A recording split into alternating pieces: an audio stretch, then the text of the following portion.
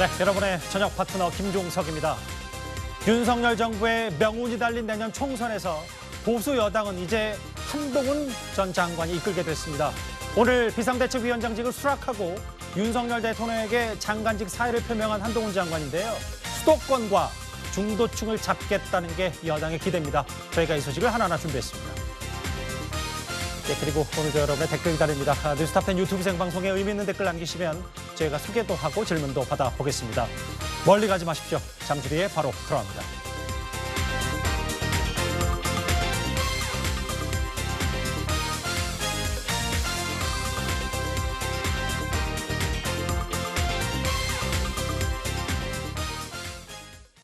예, 오늘도 뉴스탑10이 자랑하는 뉴스 고수 네 분과 함께합니다.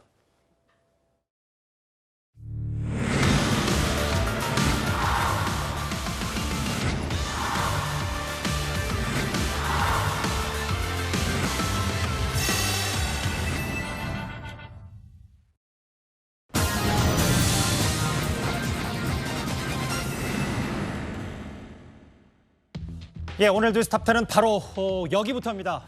한동훈 장관에서 한동훈 비대위원장, 한동훈 위원장 이렇게 부르는 게 이제 현실이 됐습니다. 김기현 전 대표가 국민의힘 당대표직을 내려놓은 지 8일 만입니다. 속도를 낸 집권 여당인데요. 여의도 정치 경험이 없는 영선의 50대 법무부 장관을 오늘 비대위원장으로 추대하고 내년 4월 총선을 지휘하는 당권을 맡겼습니다. 저희가 본격적인 얘기를 하기 전에요. 조금 전 5시에 과천에 있는 법무부 청사에서 법무부 장관 이임식이 있었습니다. 영상부터 먼저 확인을 하겠습니다. 조금 전이었습니다. 이게 그 언론사 전부가 함께 이 영상을 송출하고 실시간으로 했기 때문에 영상 상태가 완벽하게 매끄럽지 못한 점은 여러분께 미리 양해의 말씀을 구하겠습니다. 저곳이 바로 정부 과천청사 지하 대강당에서 아마 감사패를 수여하는 듯하고 법무부 장관으로서 1년 반 정도 아마 한동훈 장관의 모습을 봤을 때 약간 이제 천장을 지켜보는 장면이 1년 반 동안 법무부를 이끌었던 수장으로서의 그동안의 여러 본인의 성과 혹은 행보들이 좀 스쳐 지나간 듯해요. 꽃다발도 전에 받고 작년 5월에 윤석열 정부 초대 내각의 법무부 장관으로 취임을 했으니까 정확히 1년 7개월 만입니다.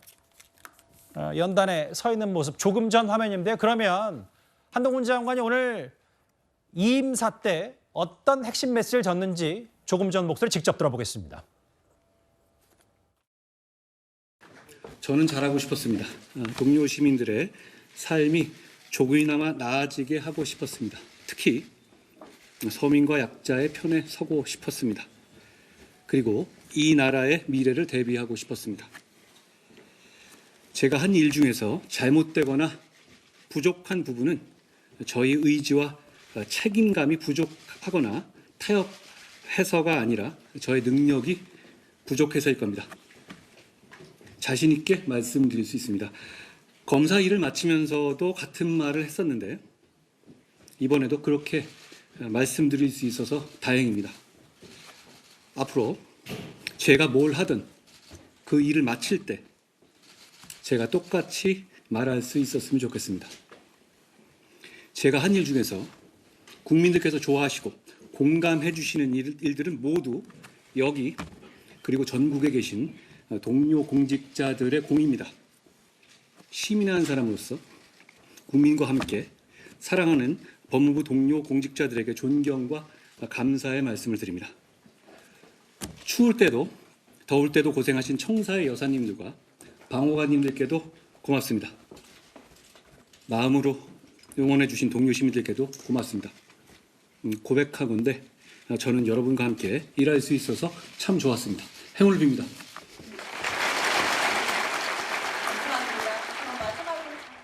그리 길지 않은 임사였습니다. 마지막 말이 특히 추울 때나 더울 때나 고생하셨던 법무부 청사 여사님들 관계자들 감사한다고 했고요.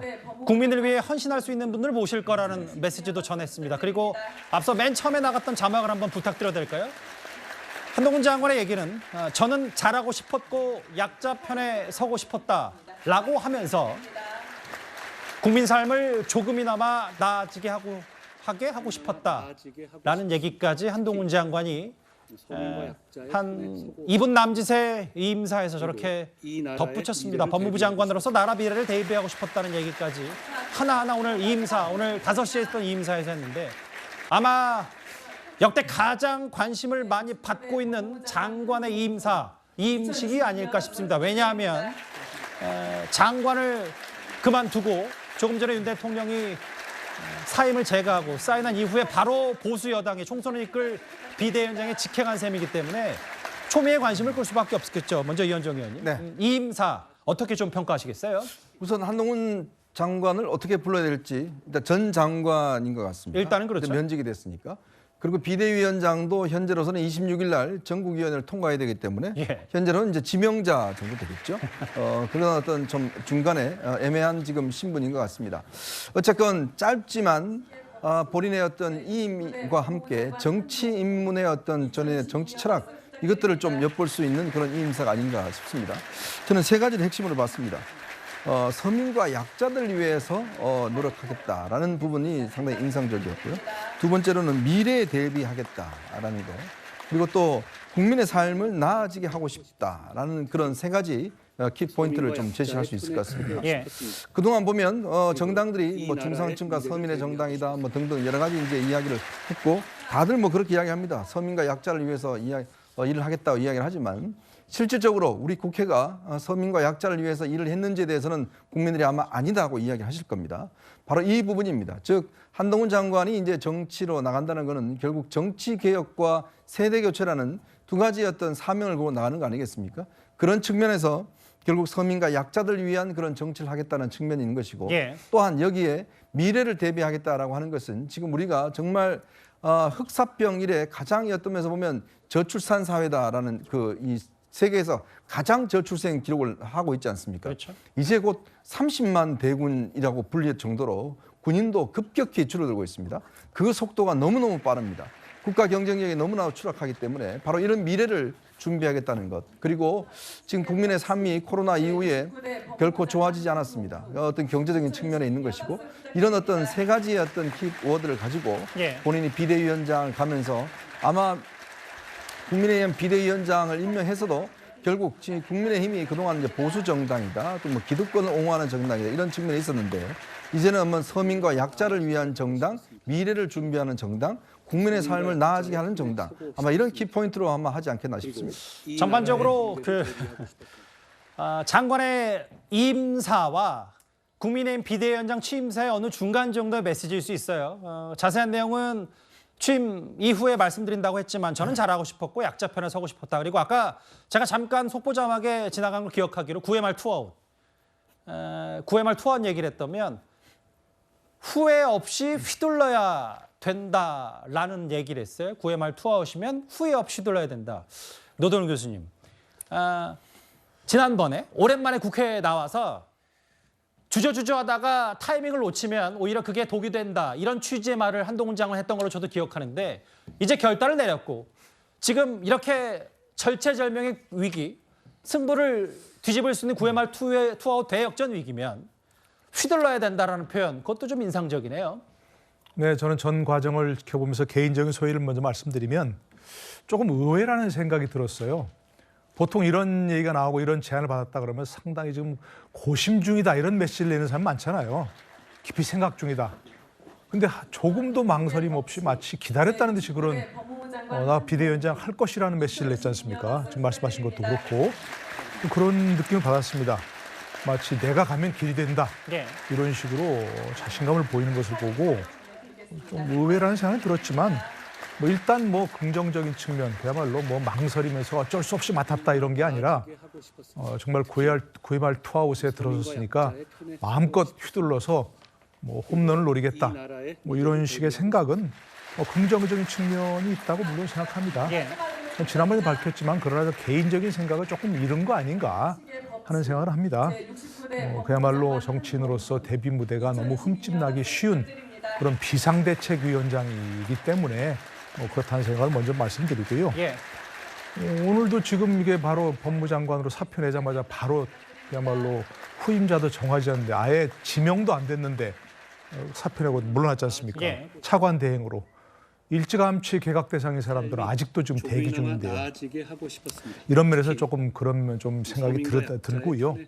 내각의 기왕- 공백은 불가피하다 이 말씀하시는 겁니다. 그렇죠. 지금부터 저거 분명히 비판적 대상이 될 가능성이 높죠. 예. 일 중에서 그 정치권이라고 잘못되거나 하는 것은 부족 어떤 사람이든 간에 한동훈 전 장관뿐만이 아니고 어떤 예. 사람이든 칭찬하는 것보다 흠집 내는 사람들이 많은 데니까요. 딱 한 가지만 좀 얘기하고 싶습니다.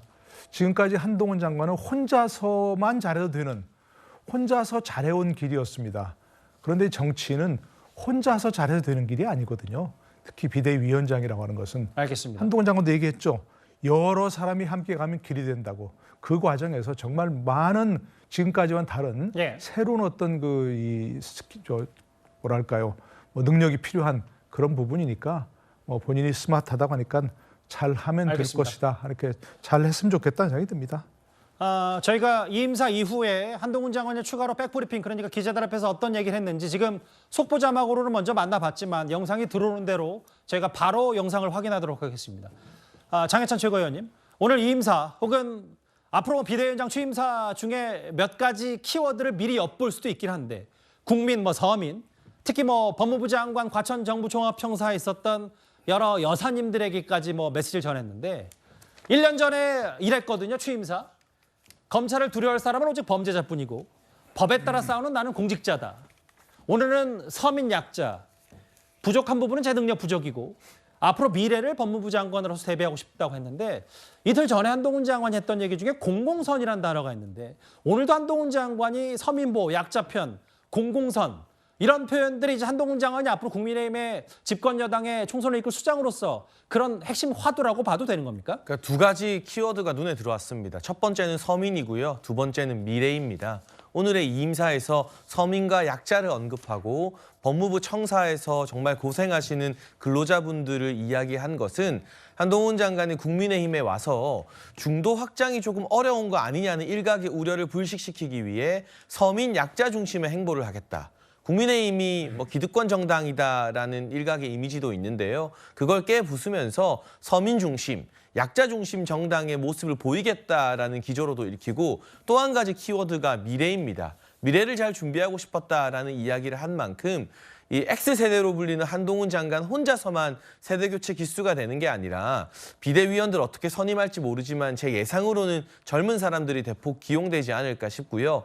윤석열 대통령도 건전재정을 강조하면서 미래세대 이야기를 많이 하고 있지 않습니까? 예. 그와 일맥상통한 부분에서 미래세대, 청년 세대를 중심으로 한 메시지를 많이 낼 것으로 보여서 국민의힘이 약한 서민과 미래세대 청년 그 부분을 집중적으로 공략하겠다라는 비대위원장으로서의 예비 메시지 성격도 있지 않은가 하는 생각이 들었습니다. 예. 특히 저 오늘 화면 중에 한동훈 장관이 제가 알기로 유축헌데 법무부 관계자로부터 감사패를 받는 장면인 것 같은데 그때 이제 허공을 좀 보고 여러 감에 잠긴 듯한 내가 이제 정신이 됐구나. 이제 총선을 이끌게 됐구나. 운명이 그렇게 날 불렀구나라는 그런 듯한 표정이 좀 제일 인상적이었고요. 그 이후에 강당을 빠져나가면서 일일이 법무부 관계자들과 악수를 나누는 모습도 한번 저희가 잘 지켜봤습니다. 법무부 동료와 공직자들의 감사를 잊지 않았고 시간대별로 살펴보겠습니다. 국민의힘도 오늘 속도전이었고 한동훈 장관의 일정도 정말 숨가빴습니다. 오늘 아침 조찬회동을 함께 했어요. 한동훈 장관과 윤재혁 권한대행. 비대위원장직 제안을 수락했고 오후 1시 반, 1시 30분에 국민의힘 의원총회가 있었습니다. 그리고 오후 1시 50분에 윤재혁 권한대행 기자회견을 열고 한동훈 장관을 비대위원장에 지명한다, 추대한다 그러면서 가장 젊고 참신한 비대위원장이 될 것이다 라고 기대를 했습니다. 2시 40분 한 장관이 윤 대통령의 사의를 표명했고 윤 대통령이 조금 전 뉴스탑10 방송 직전에 면지간에 사인을 했습니다. 그리고 조금 전에 보셨던 이임식 얘기였습니다. 9회 말 투아웃, 공공선 혹은 앞으로 비대위원장이 되면 어떻게 할 것인지라는 영상 들어온 대로 바로 제가 화면으로 준비하도록 하고요. 이제 진짜 현장 화면 말고 본질로 가보겠습니다.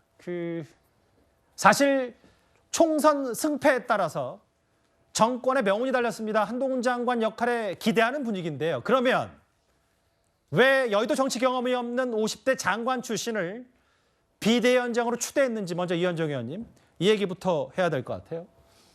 아까 제가 뉴스탑 때 서두에 얘기했지만 김기현 전 대표가 물러난 지 저희는 정말 뉴스가 많아서 꽤 오래됐다고 생각했는데 헤아려 보니까 딱 8일밖에 안 됐더라고요. 그렇죠.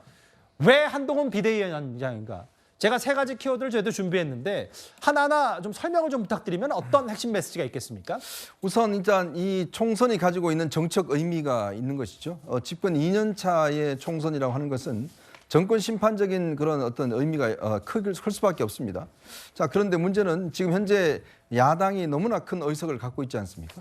이런 것들이 계속된다 그러면 사실은 윤석열 정부는 아무것도 할 수 없는 그런 상황에 이제 빠질 수밖에 없습니다.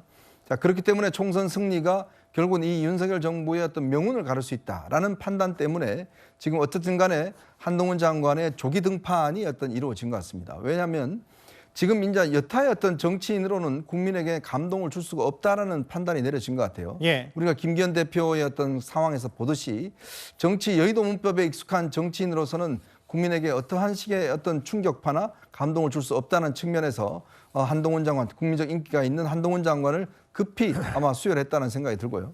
뭐 그런 측면에서 지금 이 뭐 원희룡 장관이라든지 등등 여러 개 거론됩니다만은 여전히 역시 국민들 눈높이에서는 결국 인기가 있고 또 국민적 관심이 집중된 그리고 또 세대 교체의 어떤 표상이 될 수 있는 이러한 어떤 후보를 이제 이 위원장을 뽑았다 이런 생각이 들고 특히 한동훈 위원장 이제 뭐 곧 위원장이 될 거죠. 한동훈 참 명칭을 붙이기 이제 어렵습니다. 입에 잘 읽으셔야 돼요. 한동훈 네. 위원장, 한동훈 위원장. 그러니까요. 한동훈 전 장관 입장에서 보면 특히 윤 대통령과 함께한 세월이 꽤 많지 않습니까? 예. 검사로서. 근데 지금 문제는 뭐냐면 결국 대통령실이 국민들에게 어떤 좀 이 제대로 잘못 보이는 그런 측면들이 있고 또 당정 간에 지금 어떤 소통이 제대로 안 된다는 측면이 있음에도 불구하고 한동훈 전 장관을 임명한 것은 그만큼 한동훈 전 장관이 누구보다 윤 대통령을 잘 알고 있고 또 윤 대통령에게 뭔가 어떤 좀 이 직언을 해줄 수 있다라는 오히려 역발상의 어떤 그런 측면이 있는 것 같아요. 예. 즉 외부에서는 즉 민주당이나 외부에서는 똑같은 아바타가 되는 거 아닌가라는 측면이 있지만 또 내부에서는 오히려 한 장관이기 때문에 더 잘 이야기할 수 있다라는 그런 측면이 작동을 한 것인데 예. 이거는 뭐 좀 가봐야 알 것 같습니다. 어쨌거나 한 장관이 이제 이 비대위원장이 돼서 일정 정도 시간이 지나고 나면 아마 이 아바타론이 과연 진실인지 아닌지는 검증이 될 것 같습니다. 앞서도 말씀드렸다시피 윤석열 정부의 명운이 걸린 게 바로 내년 4월 총선이기 때문에 뭐 그때도 얘기했지만 국민의힘 일부에서 나왔던 강감청 장군을 임시대란 데 쓸 거냐 총선에 다 건다. 그리고 한동훈 장관 말고는 대중적 인기 혹은 메시지 대안이 없다라는 게 국민의힘 내부 판단. 그리고 잠시 뒤에 저희가 하나하나 차분히 만나볼 테지만 윤 대통령에게 할 말을 한다라는 캐릭터는 한동훈 장관이 유일무이하다. 이 임사 혹은 이런 메시지 상대당으로서 어떻게 평가하시겠어요? 저는 우선 한동훈 장관이 비대위원장으로 가더라도 뭔가 절차적으로 좀 하자 없이 갔어야 됐는데 법무장관 후임자 지명도 없이 바로 그 국민의힘 비대위원장으로 간 것은 상당히 문제가 있고 앞으로도 계속 문제가 발목을 잡을 것이다 이렇게 조금 말씀드릴 수 있을 것 같고요. 지금 뭐 장해찬 최고께서 말씀하신 것처럼 한동훈 장관이 이제 중도 확장을 위한 선택이었다. 그리고 임사 메시지도 그렇게 냈다고 이렇게 말씀을 하셨는데 저는 한동훈 장관이 실제로 그 중도 확장을 위한 적임자인지는 잘 모르겠어요. 예. 만약에 적임자가 되려면은 지금까지 냈었던 본인의 화법을 다 바꿔야 되거든요. 그러니까 예를 들면은 지금 한동훈 장관이 민주당을 공격하면서 보수의 아이콘으로 이렇게 어쨌든 인기도와 지명도를 이제 얻은 것인데 이제 비대위원장이 되면은 야당과 어떻게 협치할 것이냐 뭐 약간 이런 문제들에서도 상당히 이제 그 중도 확장성을 위한 이런 메시지를 내야 되는데 그런 메시지를 낼 수 있을까?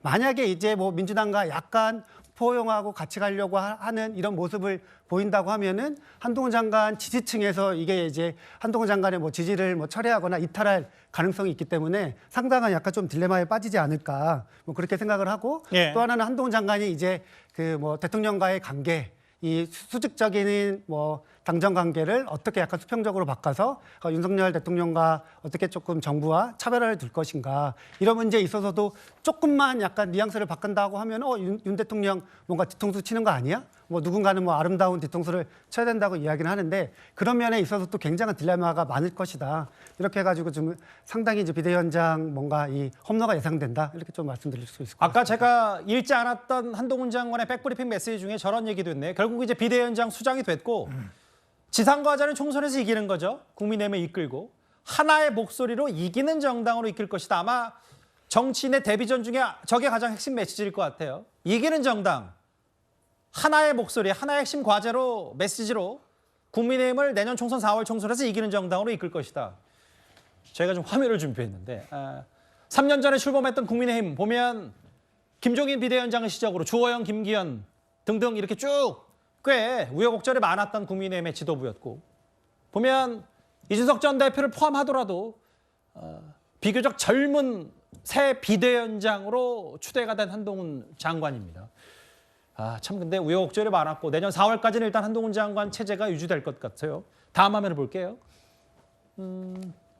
그래서 이제 파격적인 얘기도 나왔고 여기 계신 뭐 장혜찬 최고도 얘기했지만 파격적 선택이 필요했고 그만큼 지금 한동훈 장관이 유일무이한 대안이다. 한동훈 장관 말고는 대안이 없다라고 얘기를 했거든요. 그 다음 화면을 보겠습니다.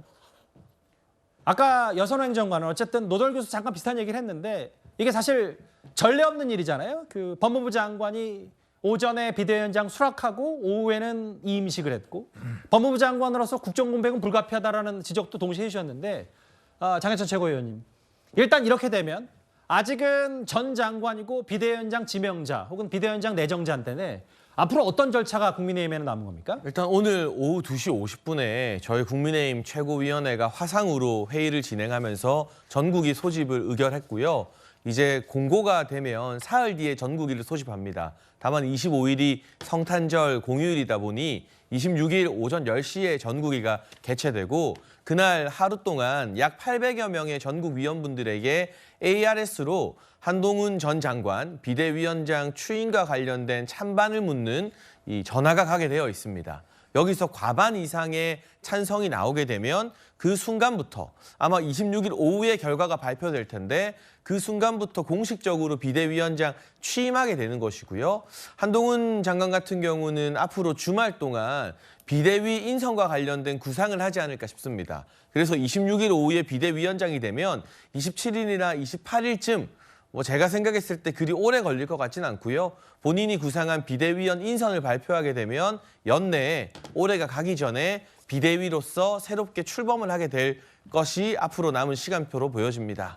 특별히 어떤 분과 접촉하고 있지 않다. 혹은 근데 이제 여러 임사에서도 메시지 있듯이 본인과 비대위를 함께 꾸릴 사람들에 대한 면면까지는 아직 당연히 모르겠지만 본인이 추구하는 메시지, 뭐 서민 혹은 국민, 공공선 이런 부분들에 되면 대략 뭐 세대 교체나 혹은 젊은, 중도층 이런 부분에 지금 한동훈 장관이 포커스를 맞췄다고 해도 되겠습니까? 아무래도 이 임사를 통해서 유추해 본다면 서민과 약자를 위해서 우리 사회에서 헌신했던 분들 그리고 미래 세대를 대변할 수 있는 상대적으로 젊은 분들이 비대위원으로 포진하지 않을까 싶고요. 그리고 원내에서도 또 중량감을 채워줄 수 있는 인사들이 뭐 소수나마 배치가 되겠죠. 하지만 아직까지 구체적 뭐 인물에 대해서는 어떤 하마평도 나온 게 없기 때문에 주말 사이 한동훈 이제 위원장 지명자가 구상을 하면서 조심스럽게 비대위원 후보군과 접촉하지 않을까 싶습니다. 오늘 한 일부 칼럼에서도 나왔고 특히 저 자막이요. 공공선. 공직자가 추구해야 될 핵심 과제, 공공선 추구라는 큰 의미. 정치는 20년간 계속해왔다. 그러니까 저 얘기는 의원정 의원이 아마 유추하건데 일부에서 혹은 국민의힘 내부에서조차도 본인의 정치 경험이 좀 일천하지 않냐라는 여러 지적과 우려에 대해서도 본인은 이걸 어떤 검사로서의 일이 아니라 큰 과제, 공공선으로서 공직자, 뭐 과학척결, 뭐 이런 부분을 했기 때문에 본인의 정치 경험을 의지, 뭐 경험을 불식시키는 메시지인 것도 같고요. 어떻게 판단하세요? 결국 이제 저 메시지는 이제 법치주의를 근간으로 해서 이걸 시행하겠다는 것이죠. 이제 보수 정당에서 가장 중요한 것들이 이제 법치주의, 그다음에 공정의 가치들 뭐 이런 것들이 아니겠습니까? 이제 그런 것들을 다시 한번 확인해 준 것으로 좀 보여집니다. 특히 이제 검사라는 어떤 직업 자체가 사회적으로 보면 예전에 이제 이 프랑스에 처음으로 생겨서요. 이 검사라는 게 이제 범죄를 어떤 면에서 보면 좀 밝혀내고 또 이거를 이제 법원으로 넘기는 그런 역할들을 검사가 해왔지 않습니까? 예. 즉 사회의 어떤 정의 구현을 위해서 기본적인 역할에 이제 검사의 직업이 있다 그러면 이걸 정치의 영역으로 이제 확대하는 거죠. 결국은 이제 우리 정치라는 것도 결국 법치주의라는 큰 틀 속에서 이루어지는 거 아니겠습니까? 그 속에서 정말 서민과 약자가 사실은 이제 소외받지 않고 불이익을 받지 않도록 그렇게 하는 것들이 이제 정치의 가장 기본이고 또 그들이 어쩌면 이 사회의 구성원으로서 잘 살 수 있도록 만드는 것이 저는 정치의 핵심 가치라고 생각이 듭니다. 바로 그런 것들, 그것이 아마 이제 던진 의미가 있을 텐데, 물론 이제 그동안 항상 민주당은 중산층과 서민의 정당이라고 이야기를 해왔습니다. 그렇지만 중산층과 서민의 정당이라는 실질적인 목표를 과연 달성했는지 아니면 당대표의 방탄을 위해서만 역할을 해온 것인지 뭐 그런 정도의 비판을 받고 있는 거 아니겠습니까? 특히 또 국민의힘 같은 경우도 오직 가진 자의 어떤 이익을 대변한 거 아닌가 이런 비판이 있는 거거든요. 예. 그런 측면에서 이제 한동훈 전 장관이 이제 공공선축을 하는 걸 내세운 것은 결국 우리 서민과 어떤 약자 그리고 이 법치주의는 결국 이들을 위해서 있는 거거든요. 뭐 그런 것들을 좀 더 추구하겠다는 본인의 정치 철학을 언급한 것 같습니다. 앞서 새로운 사진들이 속속 들어오고 있는데 한동훈 장관이 아마도 과천 법무부 청사를 떠나기 전, 그러니까 승용차에 탑승하기 전에 로비를 빠져나오면서 법무부 관계자들로부터 박수를 받고 퇴임하는 모습까지 만나봤습니다. 현장 영상 들어오는 대로 저희가 영상을 준비하도록 하고요. 잠깐 이 얘기도 해보겠습니다. 사실 한동훈 장관 본인도 문재인 정부 시절 무려 4번이나 좌천을 당했을 때 나중에 집권 여당의 비대위원장이 될 거라고는 생각도 못했을 겁니다. 장관 취임 이후에 민주당의 공세를 하나하나 다 맞받아치면서 이렇게 일단은 대선 주자급으로 부상하게 됐습니다.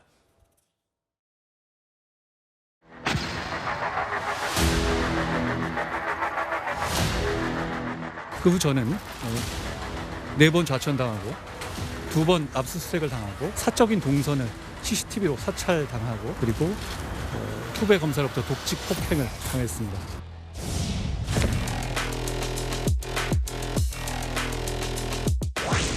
지난 5년간 무슨 일이 있었길래 이렇게 명분 없는 야반 도주까지 벌여야 되는지 국민들께서 많이 궁금해하실 거라고 생각합니다. 저는 법무장관으로서 지금 제가 하고 있는 일을 더 열심히, 더 선의를 가지고 할 수 있도록 그냥 하루하루 노력하겠습니다.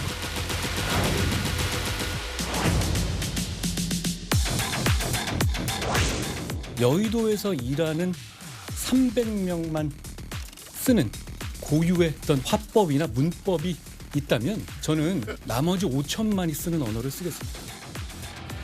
세상 모든 길은 처음에는 다 길이 아니었습니다. 많은 사람들이 같이 하면 길이 되는 거죠. 그리고 진짜 위기는 경험이 부족해서 라기보다 과도하게 계산하고 몸살일 때 오는 경우가 더 많았다고 저는 생각합니다.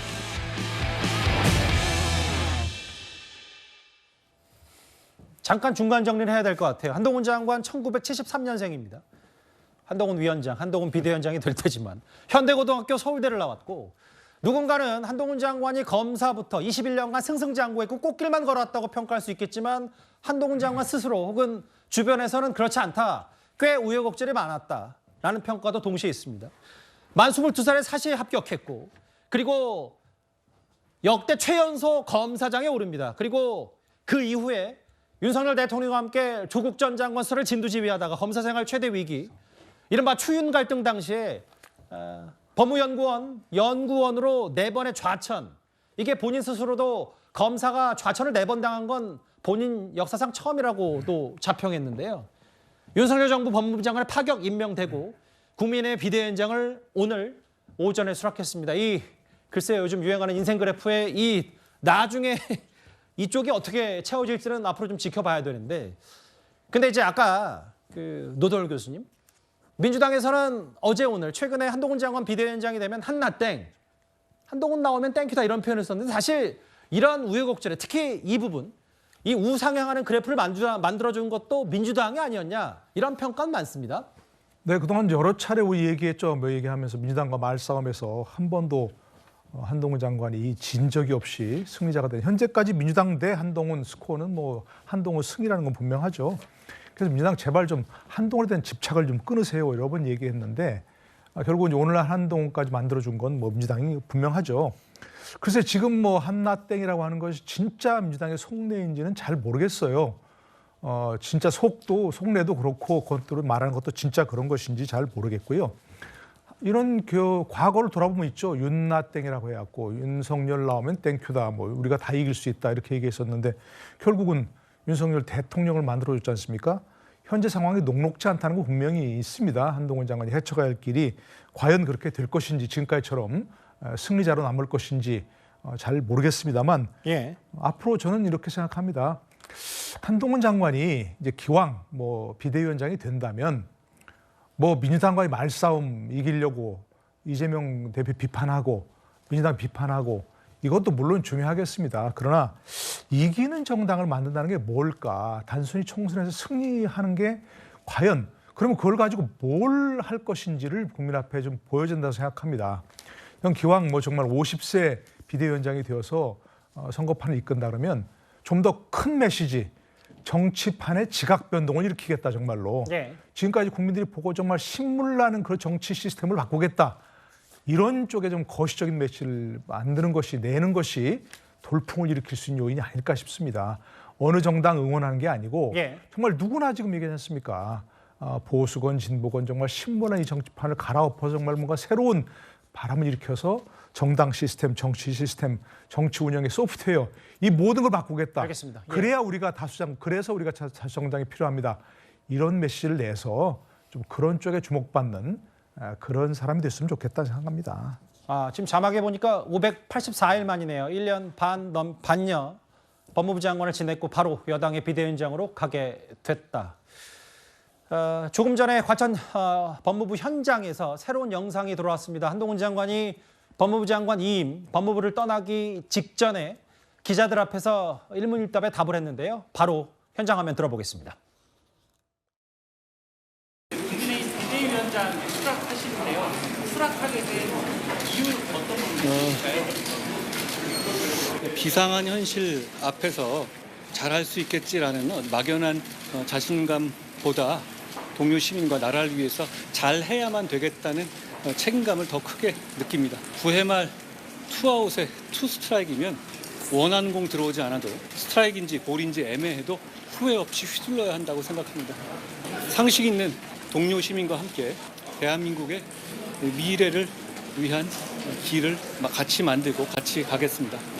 국민의 상식과 국민의 생각이라는 나침반을 가지고 앞장서려고 합니다. 그 나침반만으로는 그 길 곳곳에 있을 사막이나 골짜기를 다 알 수는 없겠지만 지지해 주시는 의견 못지않게 비판해 주시는 다양한 의견도 경청하고 존중하면서 끝까지 계속 가보겠습니다.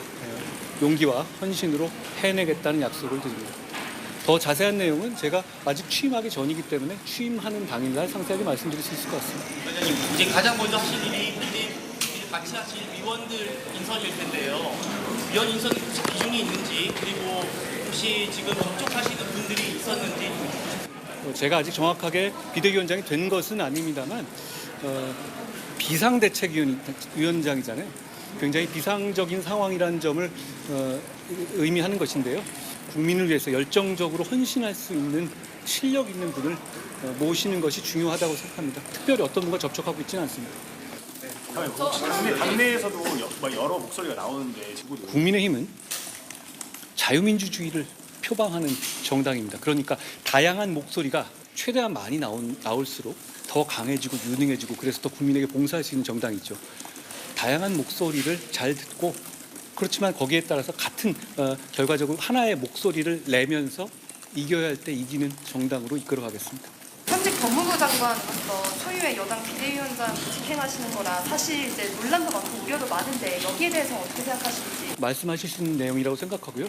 최근 대한민국 10년대에 정말 초유의 일이 많이 있었죠. 다만 제가 그 일을 하는 과정에서 제가 그때 있었던 직분이라든가 위치를 벗어난 적은 저는 없었다고 생각합니다.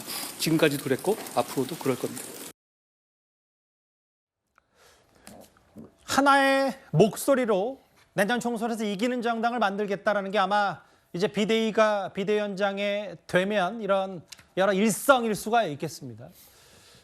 저 얘기 핵심이긴 한데 아까 저희가 한동훈 장관의 백브리핑 그러니까 기자들과 일문일답에서 잠깐 좀 더 현장 목소리 들어보니까 제 귀에 좀 들어오는 게요, 이현정 의원님. 네.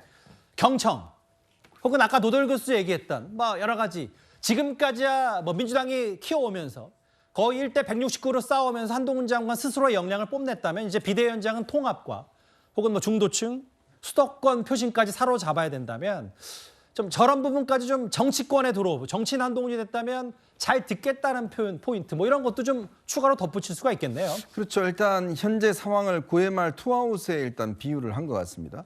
9회 말 투아웃에 헛스윙하면 이제 게임이 끝나는 상황이거든요. 그런 상황에서 주춤주춤하지 않겠다는 것이고 휘두르겠다는 겁니다. 근데 문제는 휘두를 때도 사실 그냥 휘두르면 다 헛스윙하게 돼 있죠. 그 휘두른 것도 연습을 정말 열심히 해야 됩니다. 그래야지만이 어떤 공이 들어올지 어떤 상황에 칠지 그걸 잘 알 수 있는 거거든요. 바로 예. 그 타자로서 이제 본인이 서 있다라는 그런 상황 인식을 이제 한 것 같고요. 그만큼 과감하게 하겠다는 것이고 또 하나는 이 나침판과 자유민주주의 저는 뭐 그런 단어들이 많이 들어왔습니다. 예. 즉 이 정당이라고 하는 것은 뭐 여러 가지 목소리가 있습니다. 민주당의 그 국민의힘에도 보면 지금 뭐 친윤이냐 비윤이냐 뭐 등등 있고 사실 뭐 입 있는 사람들은 다 한마디씩 하는 거 아니겠습니까? 자치단체장들도 매일같이 SNS에다가 한마디씩 거들고 있는 거 아니겠습니까? 또 이준석 전 대표를 비롯해서 장외에서 매일같이 공격하는 사람도 있는 거잖아요. 이제 그런 상황에서 사실 예전에 김기현 대표도 본인이 연포탕을 만들겠다. 즉 연대와 포용과 뭐 이런 탕평을 하겠다고 했지만 결국 못한 것이거든요. 그럼 그만큼 당대표가 되고 이 비대위원장 되면 그 상황 자체가 참 이끌어가기가 어려울 겁니다. 자, 그런데 문제는 그 경청을 유지한다는 거 그것 자체가 굉장히 아마 본인으로서는 이제 실험대에 오고 있는 것이거든요. 예. 왜냐하면 이게 이제 장의 자리에 들어서면 자기와 다른 뜻을 이야기하는 사람은 상당히 내치고 싶은 게 가장 기본적인 인간의 본성이거든요. 근데 경청도 뭐 끊임없이 그냥 경청만 하고 있는 건 아니죠. 아까 이야기했듯이 어느 정도 이게 자유민주 어떤 시스템 하에서 여러 가지 논의는 있을 수 있지만 결정이 된다 그러면 한 목소리에 나가야 이길 수 있다라는 그런 결단성 이것도 지금 이야기를 하고 있는 거 아니겠습니까? 예. 아마 본인이 이 정당의 어떤 운영의 시스템이나 이런 것들을 제가 볼 때 상당히 알고 있는 것 같아요. 그런 측면에서 이제 앞으로 본인이 해 나갈 것들은 예. 현재 국민의힘 상황에 빗대서 많이 듣겠다. 그러나 결정하실 때는 따라라. 라는 그런 저는 신호가 아닌가 싶습니다. 알겠습니다. 5시였습니다. 한동훈 장관의 임식, 퇴임식, 법무부를 떠났고 아마 9회 말 투아웃은 이제 마음을 굳혔고 결단했으니까 뒤돌아보지 않고 앞으로 나가겠다 이런 취지의 얘기겠죠. 임식과 기자들과의 1분 1답 속보는 여기서 이제 정리를 하고 이제 저희가 제작진이 준비한 얘기 지금부터 하나하나 만나보겠습니다. 여기 보시는 것처럼 민주당에서는 한동훈 비대위 좋아, 나쁠 건 없다고 이렇게 얘기를 하고 있지만 한동훈 장관의 대중적 인지도와 보수층의 결집을 고려하면 민주당으로서도 긴장할 수밖에 없었을 텐데요. 오늘 이재명 대표, 사실 한동훈 장관이 본인 수사를 사실상 진두지휘했었기 때문에 한동훈 비대위원장에 대해서 이재명 대표가 어떤 말을 했는지 한번 듣고 오겠습니다. 한동훈 장관이 비대위원장직 수락했는데 혹시 어떻게 보십니까? 네, 비대위원장으로 취임하시는 거 축하드립니다. 그리고 집권 여당의 책임자로서의 주어진 책임을 또 임무를 잘 수행해 주시기를 기대합니다. 네, 고맙습니다. 김건희 특검법 조건부로 수용한다고 했는데 누가? 김건희 특검법을 조건부로 총선 이후에 수사할 경우 따로 행동 따로인 경우가 너무 많습니다. 총선 후에 할 생각이었으면 총선 한참 전에 했었으면 되지 않나요? 결국은 시간을 때우고 지금 현재 위기 상황을 모면하기 위한 꼼수라는 생각이 듭니다. 예정대로 28일 특검법 처리하는 걸까요? 일단 이재명 대표에게는 비대위원장 된 거 축하한다. 집권 여당의 책임자로서 임무를 잘 수행하길. 다만 김건희 여사 특검법 총선 이후에 이건 뭐 한동훈 장관이 직접 언급한 건 아니고요. 이런저런 여당에서 얘기가 나오니까 이거 그럼 그 전에 진즉에 했으면 되는 거 아니냐. 위기 모면 위한 꼼수다. 이재명 대표도 오늘 한마디 했습니다. 다음 화면을 볼까요? 근데 이제 그 여선호 행정관님 뭐 전반적인 평가가 만약에 지금 대통령과 이재명 대표, 한동훈 비대위가 등극하기 전이었으면 정권 심판선거 프레임이 꽤 오래 작동했을 텐데 이렇게 한동훈 장관이 비대위원장이 되면 차기 대권의 전초전 아니냐. 중간평가 성격의 회고형 투표에서 차기 권력 두고 싸우는 약간의 프레임이 국민의힘에 유리할 수도 있는 거 아니냐. 어떻게 좀 판단하십니까? 사실은 저는 아직까지도 내년 선거는 윤석열 대통령 대 이재명 그 대표의 약간 이 대결로 이렇게 좀 치러질 가능성이 높다. 왜냐하면 한동훈 장관이 그 이번에 비대위원장이 됐어도 어쨌든 윤석열 대통령의 뭔가 이 뒷배경 아우라가 계속 이제 있는 거거든요. 그렇게 될 때 한동훈 장관이 만약에 윤석열 대통령과의 차별성을 부각시키면서 뭐 약간 선긋기 한다. 뭐 예를 들면 김건희 특검법 관련해서도 과감하게 뭐 수용하자 뭐 이런 의견을 낸다던가 그렇게 했을 경우에는 약간 차기 뭐건 주자로서의 느낌으로 뭐 이재명 대표와 이제 뭐 한판 승부 벌인다 이런 느낌이 날 텐데 한동훈 장관이 지금 뭐 며칠 전 기자회견에서 김건희 특검법 관련해서 한 이야기 뭐 이런 것들을 보면은 그럴 가능성은 굉장히 낮아 보인다 그렇게 좀 생각이 들고요. 그리고 만약에 한동훈 장관이랑 뭐 이재명 대표 차기 권력 두고 다툰다 약간 이런 느낌도 사실은 대통령 선거가 너무 많이 남았기 때문에 그게 그 프레임이 작동될 수 있을까 약간 이런 좀 의문도 좀 들고 있습니다. 뭐 이건 뭐 단언할 수 있는 부분이 아니라 결국 그 내년 총선 민심이 어떻게 작동하는지가 중요할 텐데 이 구도 싸움이 한동훈 장관이 이제 이렇게 참전을 하게 되면서 조금 이제 판이 바뀌었다, 뒤집어졌다라는 평가를 좀 여당에서는 기대하는 것 같고요. 알겠습니다. 근데 이제 오늘 오전에 점심쯤에 있었던 해프닝 하나를 좀 짚어보려고 하는데요. 당내분이 계시니까 장해찬 최고위원께 여쭤볼게요. 물론 윤재혁 권한대행이 가짜뉴스다, 법적 조치하겠다고 했지만 애초에 일부 보도에 따라서 한동훈 비대위원장, 인요한 공천관리위원장 얘기가 나왔거든요. 어떻게 된 영문입니까? 일단 저도 그 점심 즈음에 이런 가짜 뉴스 속칭 찌라시라고 하죠. 이런 것들이 이제 단체 대화방에서 유통되는 것을 봤는데요. 말이 안 되는 이야기고요. 이 공관위원장에 대한 선임 권한 자체가 한동훈 비대위원장에게 있습니다.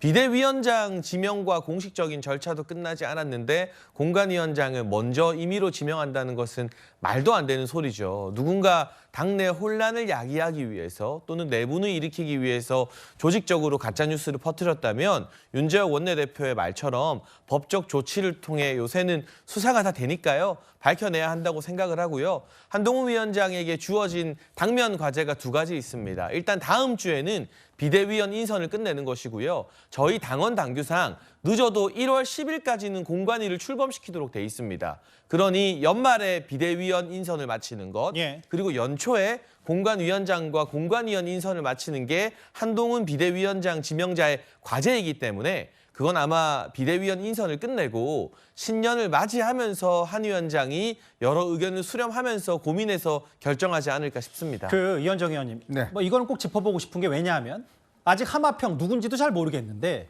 공관위원장도 비대위원장 못지않게 상당히 중요하잖아. 그렇죠. 공천자금 밑그림하는 거. 물론 한동훈 비대위원장 도장은 찍히긴 하지만 공천관리위원장이 그러면 인요한 위원장이 될지 말지 저도 잘 알 수 없어도 한동훈 장관이 어쨌든 누군가가 옆에서 정치 경험이 좀 잔뼈가 굵은 사람이 받쳐줘야 된다. 그러면 인요한 위원장보다 국민의힘 내부 사정을 아는 사람이 갈 확률이 더 높은 겁니까? 그렇죠. 뭐 창의적으로 생각을 해보면 왜냐하면 이제 공천 작업이라는 거는 좀 다릅니다. 왜냐하면 그 어떤 사람의 어떤 히스토리도 알아야 되고 그리고 또 그 지역의 사정이라든지 또 이런 것들도 알아야 되기 때문에 공천이라는 게 그냥 뭐 아무나 그냥 주사위 던져서 뭐 공천 주는 게 아니거든요.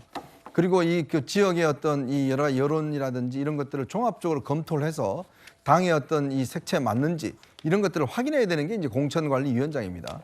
그렇기 때문에 역대 보면 공천관리위원장은 다들 당내에서 꽤 오래 당내 사정을 아셨던 분들, 뭐 그러지 않은 적도 좀 있긴 있습니다. 옛날에 그 좀 뭡니까 이 주로 이제 검사장 출신이 한번 그 공천관리위원장을 한 적도 있고 한데 뭐 그런 면들도 있긴 있지만 지금 상황에서는 한동훈 이제 위원장이 당내 상황을 잘 모르기 때문에 오히려 당내를 잘 알고 있는 사람이 이제 공천관리위원장을 할 가능성이 높고 그런 것들을 판단, 즉 왜냐하면 이제 공천관리위원장이 아무리 그걸 하더라도 결정은 바로 이제 비대위원장이 이름으로 하는 거거든요. 마지막에 비대위원장이 이제 비대위원장 한동훈 이름으로 이제 공천장이 발급이 되기 때문에 아마 그 판단은 이제 본인 하지만 그러나 밑작업과 이런 상황 자체는 충분히 당내 사정이 알고 있는 사람도 왜냐 이게 지역이요.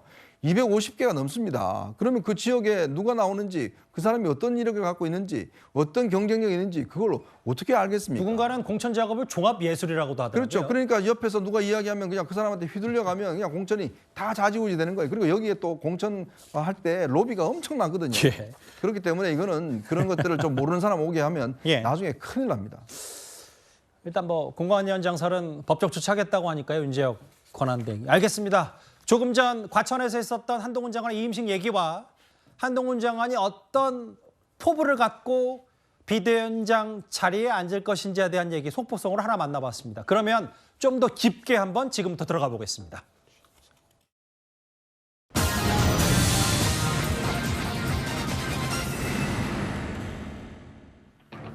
결국 한동훈 신임 비대위원장은 전권을 쥐고 공천관리위원회를 출범시키면서 이제부터 총선 준비에 박차를 가할 걸로 보입니다.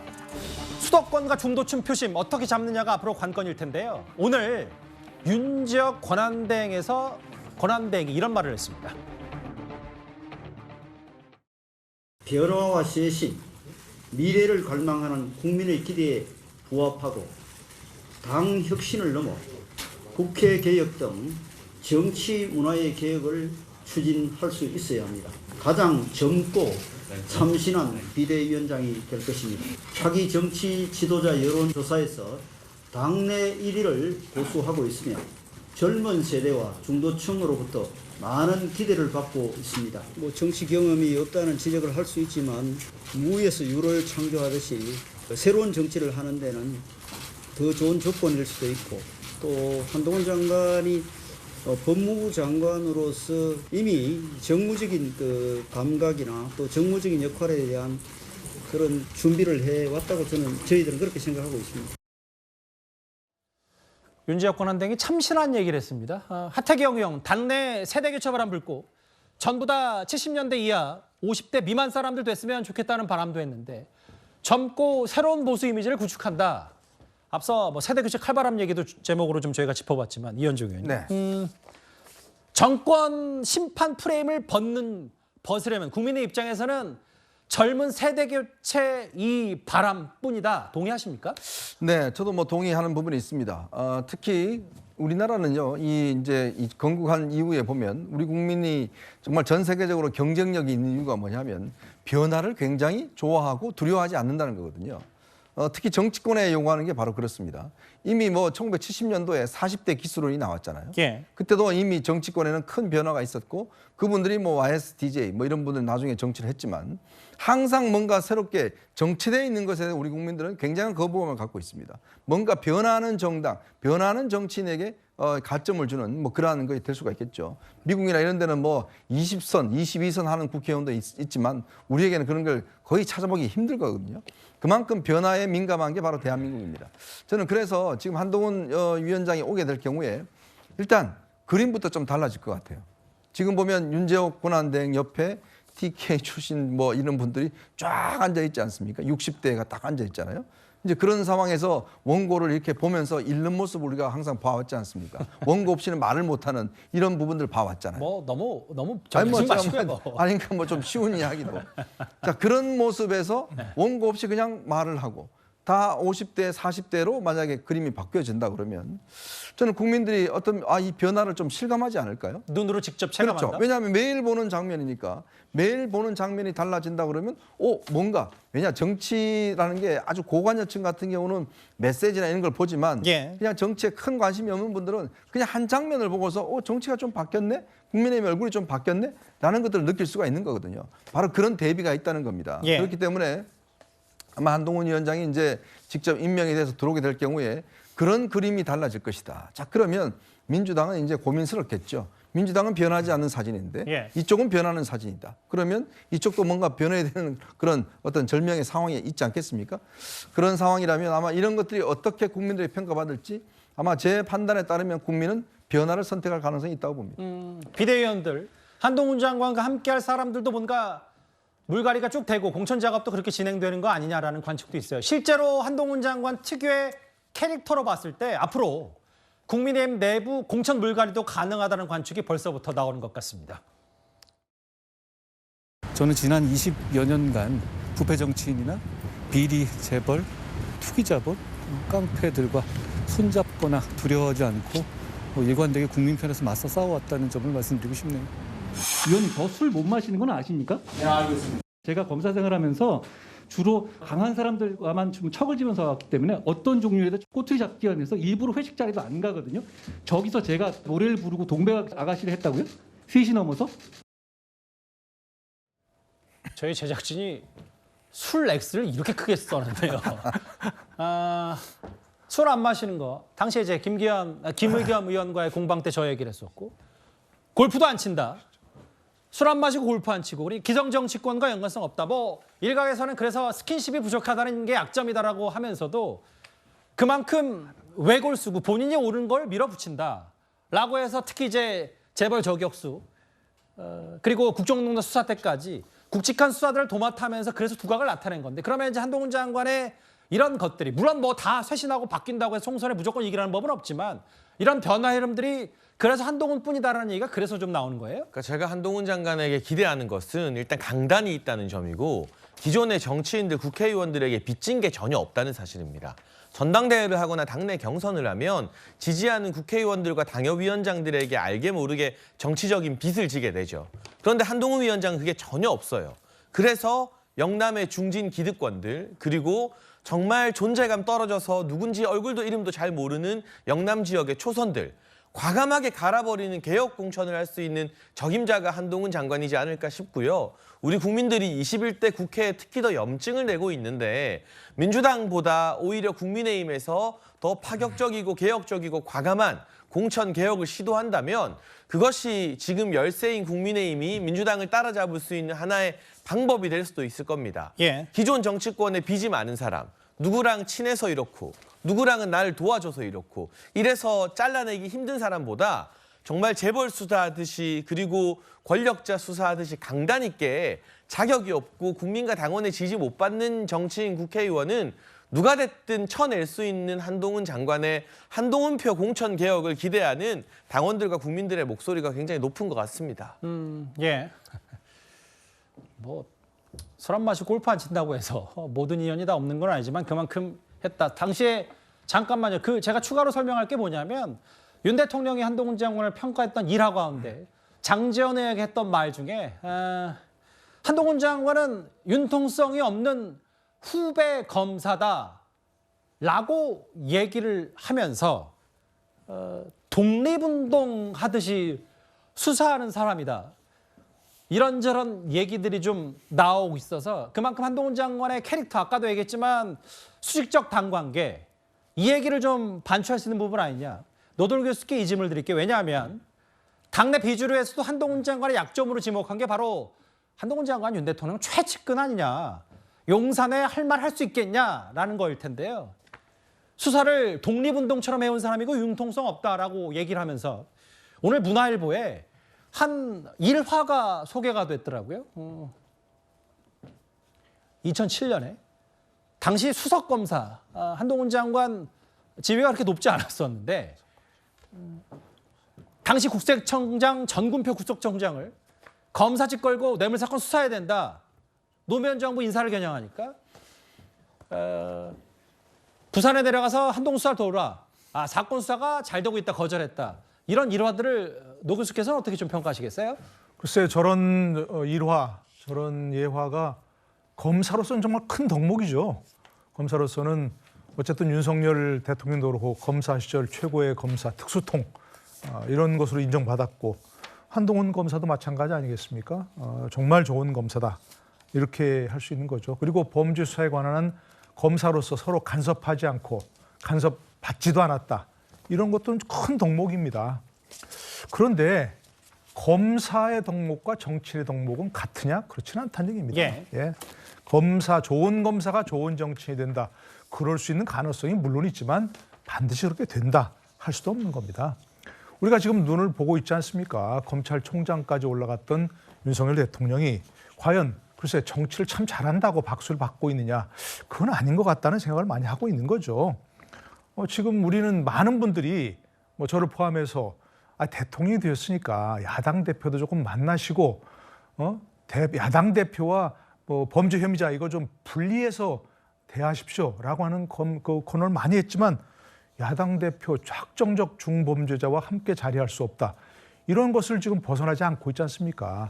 그게 좋은 태도인지 나쁜 태도인지는 평가할 수 없지만 말씀 끌어서 진짜 죄송한데 윤 대통령이 이재명 대표 만난다고 하더라고요. 전원에 따르면. 아 그렇습니까? 그건 뭐 이제 상당 기간 동안 정치를 하셨으니까 조금 바뀔 수도 있는 부분이라고 생각합니다. 그 헨리 키신저 전 미국 국무장관이 얼마 전 타계했죠. 그분이 했다는 말에 이런 게 있습니다. 모름지기 정치인이라면 정의롭다고 여겨지는 것과 가능하다고 여겨지는 것을 조화롭게 할 수 있어야 된다. 조화할 수 있어야 된다. 이게 정치인의 덕목이거든요. 그동안 검사 한동훈은 정의롭다고 생각하는 것만 직진하면 됐습니다. 그게 가장 큰 덕목이었죠. 거기 좌고우면했다? 그러면 검사로 자격이 없죠. 그런데 정치인 한동훈은 이제는 조금 달라져야 합니다. 조화롭게 자신이 정의롭다고 여기는 것과 가능하다고 여기는 것 사이를 정화롭게 여길 수 있는 하여튼 그런 역량을 보여줘야 되는데 과연 검사로 저런 에피소드 그것만으로 앞으로 정치인 한동훈의 잘할 것이라는 정치인 아직은 어렵다. 두고 봐야 되는 거죠, 이것들은. 도 교수는 오늘 전반적으로 좀 물음표를 두시고 당연한 중요한 거죠, 건 이제 앞으로 한동훈 비대위가 어떻게 꾸려질지를 좀 보시는 것 같은데 상대당으로서 여성행정관의 생각이 궁금한 게 왜냐하면 아까 73년생의 새로운 신임 비대위원장의 세대교체 칼바람 혹은 윤 대통령과의 수직적 관계에 대해서 노 교수께서도 그럼에도 수적 관계가 유지될 수 있는 구조가 있지 않냐. 아무리 검사 시절에 융통성이 없다고 해도 그건 의문부호가 있다. 근데 이제 상대당으로 봤을 때 여기 일단 김장연대가 사실상 해체가 됐고 원조 친윤들이 글쎄요. 용선의 공천 작업을 한동훈 장관이 얼마나 들어올지 모르겠지만 이렇게 만약에 쇄신 작업이 막 불이 붙는다면 민주당으로서 좀 부담을 느끼거나 견제 심리가 작동하지는 않을지 어떻게 판단하십니까?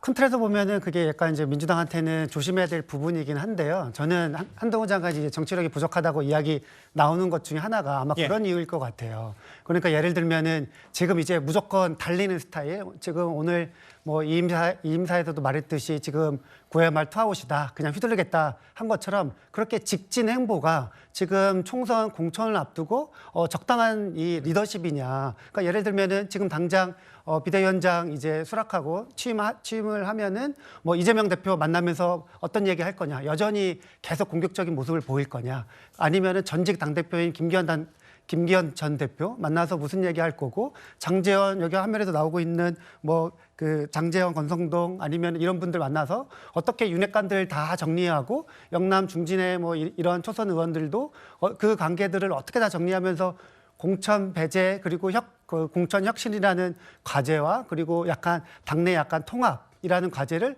두 마리 토끼를 어떻게 다 잡을 수 있을 것이냐, 거기에 대한 이제 약간 정치력이 계속 의문이 조금 남아 있는 좀 상황이죠. 근데 다만 그 한동훈 장관의 뭐 유일하게 이제 민주당이 경계해야 되는 부분은 지금 뭐 97세대 하면서 민주당의 이 86 운동권과 약간 이제 좀 맞대결 그림으로 가고 있는데 이런 거 같은 경우에는 민주당한테 조금 도움이 안 된다.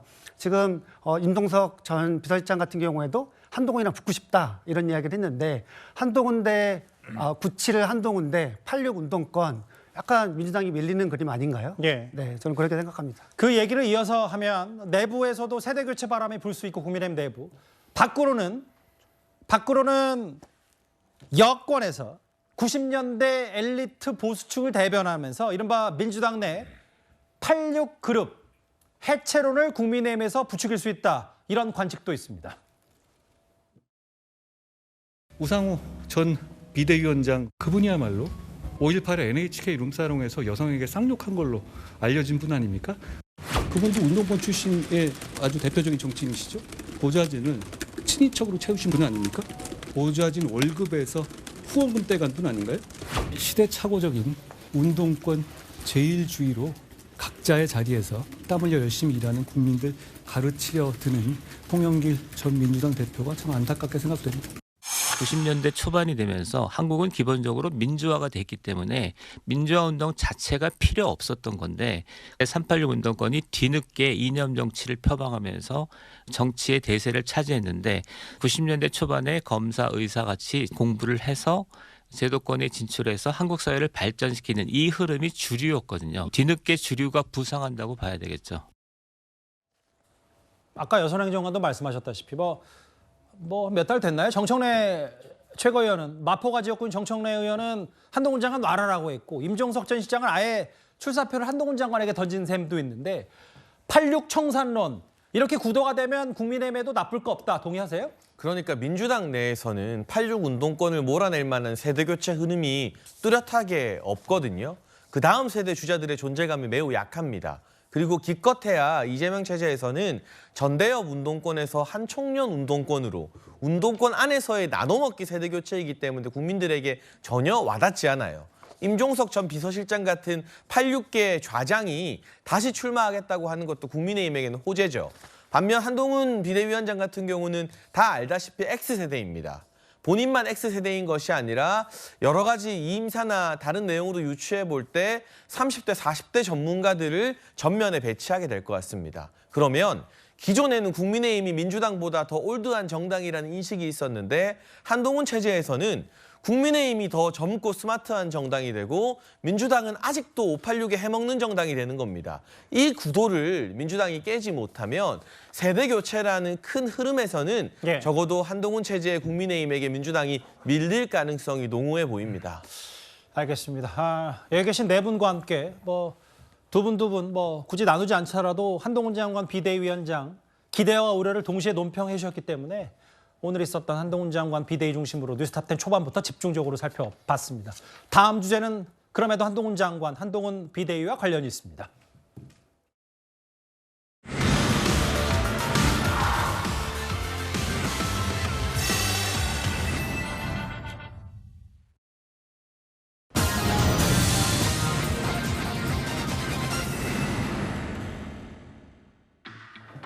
저희가 준비한 이 얘기를 만나보기 전에요. 한동훈 비대위는 현실이 됐고 이준석 전 대표가 신당 창당을 예고한 지도 이제 일주일도 채 남지 않았습니다. 최근 한동훈 장관과 공방 아닌 공방을 벌이는 이준석 전 대표가 오늘 이런 말을 했습니다. 이준석 대표는 김건희 여사 특검을 장관님께서 총선 이후에 하자고 말할 것 같다. 그건 이준석 대표가 저한테 물어보라고 하시면 좋을 것 같아요. 대신 물어볼 건 아니고. 네. 한 비대위원장이 만납시다 요청을 한다면 만나실 의향은 있습니까? 만날 수는 있지만 만나도 할 말이 별로 없다라는 생각이 들고요. 그런 어떤 피상적인 대화로는 지금의 문제가 아무것도 풀리지 않을 것이기 때문에 저는 만남을 회피할 생각은 없지만 기대가 없습니다. 현재 인기가 없는 대통령이 세운 비대위원장이라고 한다면은 권위가 그만큼 약합니다. 그래서 하고 싶은 건 많겠지만 하기 쉽지 않을 거다. 수술을 해야 되는데 몸에 칼 대는 것 빼고는 다 해야 된다 이런 거 있잖아요. 그런 상황에서 의사가 할 수 있는 게 뭐가 있겠나요? 네. 여전히 장외에서 좀 비판을 하고 있는 이준석 전 대표인데 정혁진 변호사님. 네네. 이 전 대표에게는 한동훈 장관이 요청할 경우 만남을 피할 생각도 없지만 기대도 없다라고 했는데 어떻게 예측하세요? 한동훈 장관이 이준석 전 대표 만나자고 할까요? 저는 잘 모르겠어요. 왜냐하면 이준석 씨를 한동훈 이제 비대위원장이 되겠죠. 만나는 것이 장점도 있지만 단점도 그에 못지않게 상당히 크다라는 그런 생각이 들기 때문에 그게 첫 번째고요. 두 번째는 사실은 이준석을 대체하는 사람이 한동훈이라고 많은 사람들이 생각하지 않습니까? 그런데 그럼에도 불구하고 한동훈 장관이 이준석 씨를 만난다라고 하는 것은 그 대체 효과를 오히려 감쇄시키는 것이 아닌가 그런 생각을 할 수 있기 때문에 오히려 저는 어떤 생각이 드냐면요.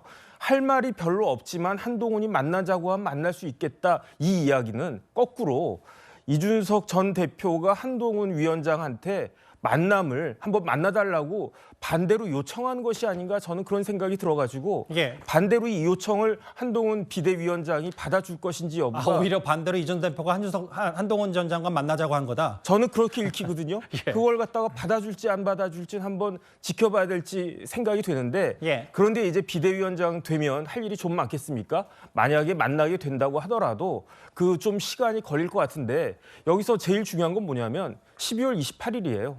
12월 28일에 탈당하고 신당 찬당한다는 계속 몇 달 전부터 얘기하지 않았습니까? 남의당 사람이 될 것이 확실한 사람에 대해서 굳이 만날 필요가 있을까? 전 조금 의문입니다. 그러니까 정확히는 27일이고 28일에 김건희 여사 관련 특검법 얘기인데 어쨌든 그 12월 말에 신당 창당 지금 예고를 했기 때문에 그런데 신당 창당 문제보다도 저희가 준비한 주제 어제 오늘 더 온라인에서 뜨거웠던 건 바로 이준석 전 대표의 욕설이었습니다. 한 유튜브 방송에서 안철수 의원을 향한 거친 말이었는데요. 본인이 사과를 하긴 했는데 이것도 내로남불 아니냐 이런 평가도 동시에 있습니다.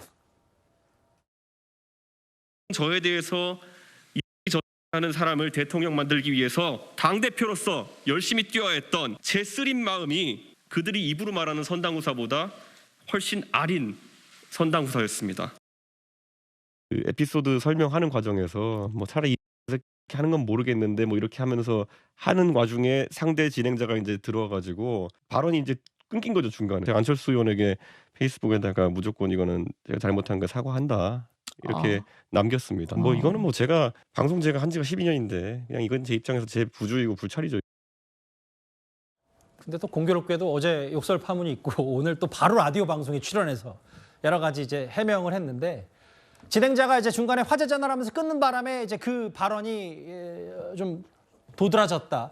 공식 사과했어요, 이준석 전 대표가? 글쎄, 저게 뭐 공식 사과인지 아닌지 모르겠습니다. 특히 윤 대통령이 하는지 아닌지 모르는 그 똑같은 욕을 가지고 본인은 저렇게 억울해하고 왜 이렇게 욕을 하느냐 이야기를 하면서 왜 안철수 의원한테는 저렇게 방송에서 공개적으로 욕을 해놔 놓고 그 다음에는 뭐 아유 뭐 저 실수해요라고 이야기를 했고 자 보통 저희가 뭐 만약 제가 저런 욕을 했다 그러면 저 아마 방송 바로 하차할 겁니다. 바로 또 방송에 나오지 말라고 할 거예요. 왜냐 이게 방송이라는 게 공공재지 않습니까? 물론 뭐 유튜브에 하지만 공식 방송사에 운영하는 것인데. 예. 근데 버젓이 또 그 다음날 그냥 방송에 초청돼서 똑같은 이야기를 저렇게 하고 있어요. 무슨 특권이죠? 저는 좀 그게 좀 의문스럽습니다. 왜냐하면 우리가 방송이라는 게 예를 들어서 연예인이나 이런 분들도 아주 유명한 연예인들도 만약에 저런 식의 실수를 했다고 그러면 방송에 어떤 일정 기간 못 나온다든지 그런 것들이 기본적으로 있는 거 아닌가요? 왜냐? 방송이라는 공공재 안에서 저렇게 상대방에게 막말을 했는데 그걸 아무렇지도 않게 그냥 미안합니다 한마디에 그냥 모든 게 다 끝나버리는 건가요? 저는 참 다른 방송사 저기도 모르겠지만 본인들의 어떤 윤리 규정이나 이런 게 분명히 있을 텐데 그 방송이라는 게 속에서 그렇게 이야기를 하고 버젓이 나올 수 있다는 것. 더군다나 본인이 그렇게 남한테 들은 거는 그렇게 마음 아파하면서 왜 상대방한테는 똑같은 이야기를 그렇게 하고 아유 미안합니다 한마디로 끝나버리는지 저는 저 경박함에 정말 놀랍습니다. 글쎄 뭐 안철수 의원과 이준석 전 대표의 아웅다웅 설전은 뭐 어제 오늘 일은 아니니까 악연은 뭐 저희가 굳이 더 설명하지 않더라도 어쨌든 이 욕설 그 금도를 넘은 거잖아요. 본인도 사과를 했고. 근데 이제 이게 물론 본인이 사과를 했다고 하지만 신당 창당 앞두고 상당히 지금 이준석 전 대표에게 특히 이제 한동훈 비대위까지 띄워진 마당에 미묘한 식의 이런 게 더 돼서 이준석 전 대표는 꽤 뭐 악재가 될 수도 있을 것 같고요. 글쎄요. 이거 어제 저는 그래도 빨리 죄송합니다. 좀 빠르게 사과를 했다는 점에서는 좀 긍정적으로 생각을 합니다. 그러니까 어제 저도 방송을 봤었는데 상당히 진행을 하시는 분이나 아니면 제작진이 상당히 이렇게 업이 돼 있더라고요, 분위기가. 그러다 보니까 어제 그 이준석 대표가 조금 이렇게 과열된 분위기 안에서 조금 실수를 했던 것은 사실인 것 같습니다. 또 그 점에 대해서 당일날 바로 사과를 했고 또 오늘 아침에 다시 한번 사과한 점에 대해서는 뭐 이 점에 대해서까지 꼭 굳이 꼬투리를 잡을 필요가 있을까라는 생각이 좀 들어서요. 예. 저는 일단 뭐 사과를 안 하는 정치인들도 굉장히 많은데 저는 뭐 이준석 대표가 그래도 사과를 빨리 했다는 부분에 대해서는 긍정적으로 봅니다. 근데 당연히 사과해야죠, 저거는. 네, 당연히 저는 잘했다고 봅니다. 사과를 그러니까 물론 사과를 한 거에 대해서 평가를 할 수 있는데 이건 뭐 사실 여지가 없는 부분이니까요. 논란의 여지가 있는 부분이 아니니까. 알겠습니다. 과거 윤 대통령 욕설에 대해서 비판하더니 안철수 의원에게 욕설한 부분이 어제 신당 창당보다도 더 온라인에서 화제가 됐습니다. 다음 주제 그런데 오늘 공교롭게도 한동훈 전 장관과 관련된 재판 결과가 하나 있었습니다.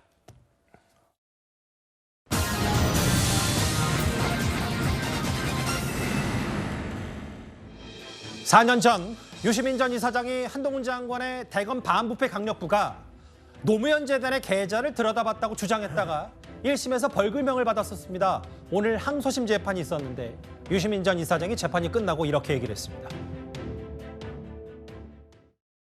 제가 한동훈 검사 개인을 공격한 적이 없고 일부 사실 오인이 있었던 것 때문에 사과도 했는데 작은 오류를 가지고 이렇게 법원이 유죄 선고를 한다면 대한민국 헌법이 보장하고 있는 시민의 권리와 표현의 자유는 도대체 어디서 지켜줄 것인지 유감스럽게 생각합니다. 핸드폰도 안 열고 그 상태로 더 고위직 공직자가 되었고 이제는 정치인으로 심지어 집권 여당의 그런 사실상 당대표로 이렇게 오셨는데 본인이 벌받지 않았다고 해가지고 공직자로서 적합한 행위를 한 건 아니라는 점 스스로 잘 생각해 보기 바랍니다. 이게 저의 경험에서 나온 얘기여서 뭐 듣기 싫겠지만 한 말씀 드렸습니다. 듣기 싫겠지만 한 말 하겠다. 일단 재판의 본질은 이렇습니다. 검찰이 노무현 재단 계좌를 들여다봤다라고 4년 전에 얘기했고 당시에 또 다음에도 뭐 이런저런 얘기를 했다가 사실 공식적으로 유시민 이사장이 사과를 했었는데 한동훈 장관이 법적대응 했거든요. 오늘 항소심 재판부는 발언 시기와 상황을 고려해서 비방 목적이 인정된다. 유시민 전 이사장에게 벌금 500만 원을 다시 유지를 했습니다. 다음 화면을 볼게요. 근데 정혁진 변호사님. 네네. 유 전 이사장의 주장은 이렇게 작은 오류로 유죄를 선고한다면 시민의 권리 표현의 자유는 도대체 어디서 지켜주냐? 변호사로서 어떻게 생각을 하세요? 작은 오류라고 하는 건 본인 생각이고요. 제3자, 특히 법관이 봤을 때는 그게 결코 작지 않은 오류라는 거죠. 오늘 항소심 판결문이 아직 안 나왔기 때문에 구체적으로 지금 재판부가 뭐라고 이야기한 건지는 좀 시간이 있어야 되겠지만 1심 재판의 판결문을 보면요. 어떻게 일가라고 있냐면 유시민이 어떤 사람이냐, 국회의원도 하고 장관도 여기만 사람이다. 그렇기 때문에 그런 사람들의 많은 말은 많은 사람들이 진실일 거라고 경청해서 듣지 않겠는가. 더군다나 지금 범죄 행위가 있었던 2020년 7월에는 유시민 전 이사장 같은 경우에 100만 유튜버였어요. 그러니까 유시민이 이야기를 하면 100만 명이 그 유튜브를 통해서 듣는 그런 상황이었는데 그런 상황에서 한동훈 장관이 마치 수사권을 남용하는 이상한 검사인 것처럼 그렇게 이야기했잖아요. 야권 지지자들한테 꽤 영향력이 있는 인물이죠. 상당히 영향력이 있는 그런 상황이었는데 그럼에도 불구하고 그런 범죄 행위가 1심도 아니고 항소심까지 계속 유지가 됐는데 그 범죄 행위라고 지금도 아직까지도 사과하지 않고 대법원까지 상고한다. 제 생각에는요. 이런 그 태도라고 하면은 유시민 전 이사장 같은 경우에는 대법원에서 유죄 판결이 나와도 결코 사과하지 않을 것 같고요. 오히려 지금 생각은 어디 가 있을 것이냐. 한동훈 장관이 유시민 전 이사장 상대로 민사소송 제기했잖아요. 거기서 얼마나 손해배상 나올 것인가, 5억이 나올 것인가, 1억이 나올 것인가, 아니면 몇백만 원이 나올 것인가. 오히려 관심은 그쪽에 더 있는 것이 아닌가 저는 그런 판단이 듭니다.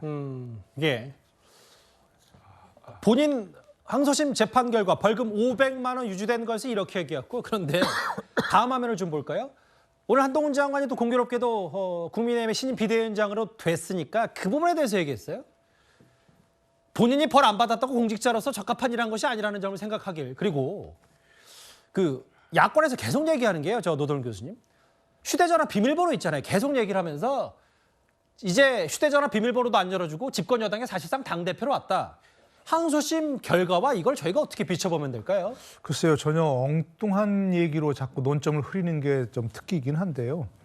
저것은 유시민 전 이사장이 스스로 발언한 것 때문에 허위사실적시한 명예훼손 된 것이고요. 그다음에 저 뭐 휴대전화 그 얘기는 이 얘기와 아무 관계없는 다른 얘기죠. 이른바 검언유착 사건 거기에서 이제 한동훈 장관이 수사 대상이 됐을 때 한 얘기니까 전혀 다른 얘기입니다. 휴대전화도 안 열고라고 하는 것은 이 자신이 지금 유죄 판결을 받은 그런 상황과 아무 관련이 없는 얘기를 지금 하면서 논점을 흐리는 거라고 생각합니다. 그러니까 저 얘기는 뭐 별로 의미 없는 얘기고요. 그리고 지금 또 뭐 충고인가요? 뭐 어떤 건가 잘 모르겠는데 역시 나중에 한 얘기, 비대위원장이 온 얘기 이런 것들은 지금 본인이 유죄 판결 받은 상황과는 아무런 관련이 없는 그런 얘기입니다.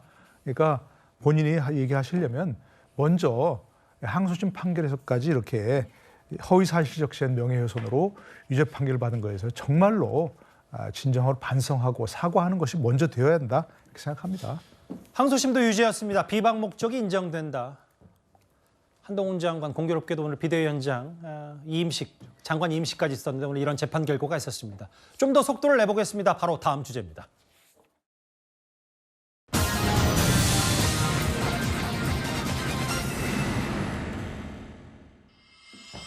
검찰 조사 또 거부했네요. 구치소합 기자회견. 구속 수감된 송영길 전 대표가 어제 구속 후에 첫 검찰 조사도 응하지 않았었고 접견 금지 조치에 대해서 가족들이 대신 반발했었는데요. 일단 화면부터 만나봐야 될 것 같습니다.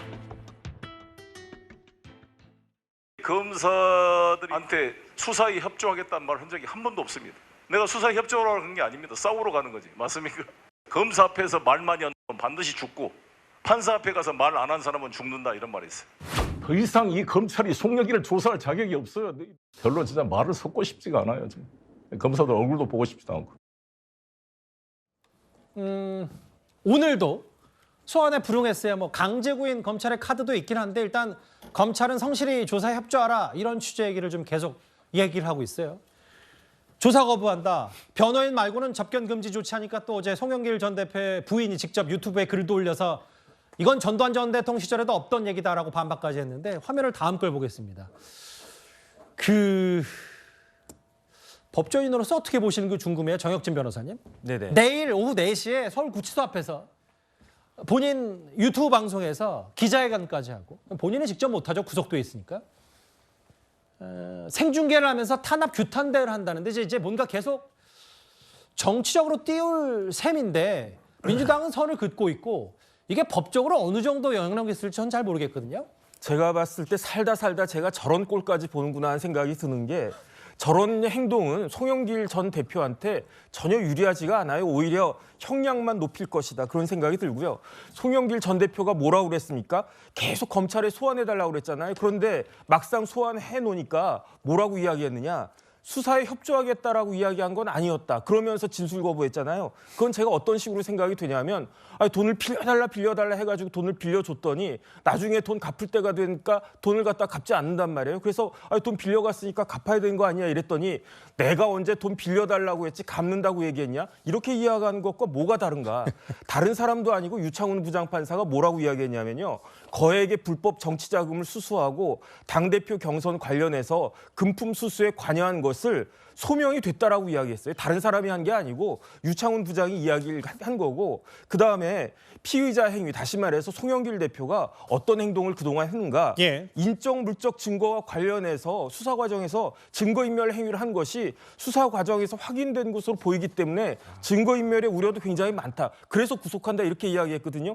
다른 사람도 아닌 그런 그 유창훈 부장의 구속영장 실질심사 결정문에 저렇게 나와 있는데 아직까지 무슨 말을 유튜브 저 생중계까지 하면서 할 말이 남아있는지 한번 들어봐야 되겠습니다. 저는. 이게 이제 법리적으로는 많이 불리한 상태인 거는 민주당 내부에서도 판단이 되니까 이제 뭐 정치적인 이슈로 계속 띄우는 건 아닌지 모르겠는데 여러 예전 사자성어, 고사성어까지 활용해서 가는 곳마다 주인이 되고 서는 곳마다 참되게 한다라는 얘기를 했는데 그런데 이현정 의원님 송 전 대표가 이걸 직간접적으로 알았냐 몰랐냐 혐의에 대해서도 유창훈 판사도 중하게 봤거든요. 그런데 오늘 한국일보 보도에 따르면 송 전 대표도 보고를 가능성이 크다. 화면을 좀 바꿔보겠습니다. 실제로 윤관석 의원도 이제 전반적으로 그 가방에 넣어서 차 안에 가지고 있었습니다. 이런 정황들을 인정하는 듯한 글쎄 좀 꽤 불리하게 돌아가는데요. 당시에 이제 송영길 전 대표가 국회 외교통상위원장을 했었습니다. 그 사무실에서 이제 모였다는 거거든요. 그래서 거기서 모였던 사람들에 대한 이제 1차적인 소환 조사를 지금 검찰이 예고하고 있는 거 아니겠습니까? 예. 근데 윤관석 의원이 본인이 뭐가 답답해서 그 봉투를 돌리겠습니까? 결국은 이 송영길 전 대표의 대표직 경선을 위해서 결국은 그렇게 한 거거든요. 그럼 우리 녹취록을 통해서 다 들었지 않습니까? 국민들이 다 생생하게 그때 당시의 내용들을 다 들었고 누구는 해야 되고 누구는 해야 되고 거기는 호남이니까 해야 돼 오빠 뭐 이런 이야기까지 다 우리 국민들이 정말 실시간 중계하는 것처럼 들었잖아요. 그리고 이 모든 행동이 결국은 송영길 전 대표를 대표로 만들기 위해서 밑에서 움직인 거 아니겠습니까? 그리고 1차적으로 지금 검찰에서 묵비권 행사 좋습니다. 근데 법원에서 영장이 발부가 됐잖아요. 그렇다면 본인은 이미 법원에서도 인정을 한 것인데 이제 또 그 구치소 가서 아예 조사를 응하지 않겠다? 또 기자회견을 하겠다? 그럼 뭐 본인은 하지 못하지만 아마 뭐 대리인이나 변호사가 하겠지만 그러나 이런 행동은요 정말 이 법을 무시하는 행동입니다. 본인요 지금 변호사지 않습니까? 그리고 또 본인 집안이 다 법조인 집안이에요. 그렇게 이미 법적인 과정을 통해서 했는데도 불구하고 또 뭔가 있다라고 이야기할 텐데 제가 볼 때는 아마 나중에 대법원 확정 판결되고 나와서도 본인은 양심의 법정에서 무죄다라고 또 이야기할 겁니다. 끊임없이 이야기할 겁니다. 여기 보면은 송영길 전 대표에게 의원들 반응 보고 정황을 포착했다. 검찰 얘기고. 아무리 탈당했더라도 당시 야당의 전직 당대표였기 때문에 그리고 앞으로 이제 돈 봉투에 연루된 의원들 줄 소환도 예정돼 있고 송 전 대표는 저렇게 계속해서 얘기를 하고 있고 어제 저희가 뉴스탑10에 짚어봤던 얘기를 하면 구속에는 침묵했던 민주당이 또 가족 접견 금지에 대해서는 반인권적이다라는 취지 얘기까지, 이것 또한 내로남불 아니냐는 얘기까지 어제 전해드렸었는데 민주당에서는 여전히 이런 반응들입니다. 지금은 탈당을 하셔서 개인의 몸인데 저희 더불어민주당에서는 공식 입장은 없습니다. 송영길 전 대표 구속 관련해서 출간 유감 표명이라도 나 오늘 회의 내용은 없었습니다. 수석 대변인께서 말씀하신 내용을 참조해 주시기 바라겠습니다. 송영길 전 대표 구속에 대해서 당에서 정리 중인 입장이 있을까요? 이재명 대표가 한동훈 비대에 대해서는 이제 덕담, 김건민 특검법 쓴소리 하긴 했지만 실제로 송 전 대표에게는 전혀 얘기 나오는 게 없고, 그럼 여기까지는 백번장부에서 그렇다 치더라도 오늘 이낙연 전 대표도 이게 당이 비겁하다는 취지로 얘기했는데, 이제 현역 의원들 10명인지 20명인지 7명인지 먼저 하면 그때 하나하나 다 입장 안 낼 건지 어떻게 봐야 돼요? 개별적으로 입장을 내는 건 조금 어려울 것 같고요. 그러니까 제가 생각했을 때는 어차피 이 송영길 대표의 이 돈봉투 사건이라는 것이 민주당 전당대회에서 벌어진 일이거든요. 또 그것으로 인해서 어찌 보면 김은경 혁신위가 발족을 한 계기가 됐던 것은 사실입니다. 그렇다고 한다면 민주당에서 이렇게 입장을 안 내는 것이 능사가 아니라 오히려 이런 부분에서 송영길 대표에 대해서 송영길 대표를 아직도 믿고는 있지만은 어차피 이런 불미스러운 일, 특히나 윤관석 의원이 현역 의원이 구속관이 된 거예요. 그렇다고 한다면 저는 민주당에서 앞으로 어떤 전당대회에서라든지 이런 부분에서 다시는 재발하지 않도록 어떤 방법을 강구하겠다. 최소한 원칙론적인 입장은 제시를 했어야 되는 것은 아닌가라는 좀 아쉬움은 있습니다. 내일 또 송 전 대표 주변 측에서 서울구치소 앞에서 저도 이런 경우 잘 못 봤는데 기자회견까지 예고를 했어요. 알겠습니다. 저희가 준비한 주제였고요. 지금까지 들어온 여러분들의 목소리를 만나볼 차례입니다. 첫 번째 댓글입니다. 73년생 한동훈의 새 바람을 기대합니다 라고 하셨고요. 정치력은 민심을 얻는 것이죠 라고 하셨어요. 이준석과 안철수는 톰과 제리네. 근데 이제 욱설 논란으로 이제 금돌 놀았다는 평가가 많죠. 정치인에게 가장 필요한 덕목은 인성이다. 마지막 보겠습니다. 운동권은 아직도 그 시대인 줄 아나 봐 라고 하셨어요. 오늘 댓글 모두 감사드립니다. 사건 사고 소식 이걸로 가보겠습니다.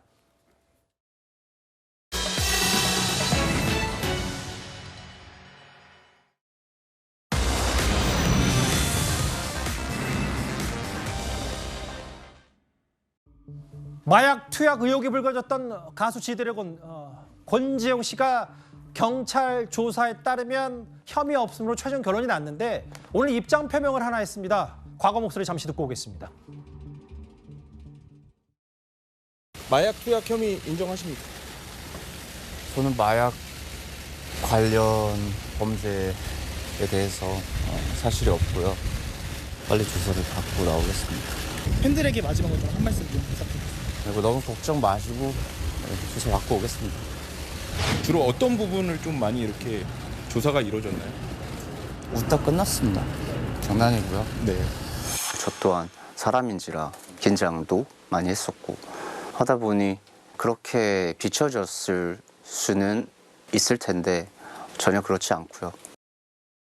무혐의 처분을 받았는데 저 허주현 변호사님 아예 좀 더 나아가서 지디 씨가 재단 설립해서 마약 근절에 앞장서겠다. 본인의 컴백도 있고 좀 전공법으로 가겠다 뭐 이런 얘기입니까? 네, 그런 걸로 보입니다. 그러니까 무혐의 처분을 받고 세속사의 둥지도 틀고 5년 만에 컴백도 예고했지만 가장 눈길을 끌었던 것이 사죄를 내서 마약 퇴치 재단을 설립하겠다라고 얘기를 한 건데요. 사실 이 마약 퇴치 재단 이게 지디 씨에게 어떤 개인적인 어떤 일로 끝낼 수도 있었음에도 불구하고 이렇게 이번에 경험을 하면서 이렇게 마약 범죄가 심각한 걸 알게 됐다는 거예요. 그래서 빅뱅 팬더민 VIP 이름으로 첫 기부를 하고 마약 퇴치 재단을 설립을 하고 어떤 치료를 위해서 돕겠다라고 얘기를 했는데요. 사회적 책임을 다하겠다는 것으로 보여서 굉장히 좀 의의는 있어 보인다는 생각이 들고요. 특히 지금 마약 범죄가 기승을 부리고 있는데 이들을 치료할 수 있는 시설이 굉장히 부족한 것이 사실이거든요. 그래서 지드래곤 씨가 설립하는 재단에서 치료 시설을 만들어 준다는 데 대해서는 좀 긍정적이다라는 생각이 듭니다. 반면 악성 댓글 사람들한테는 빨리 지우라라고 예고까지 했으니까요. 지드래곤 씨 얘기 짧게 만나봤고 마지막 주제 바로 가보겠습니다.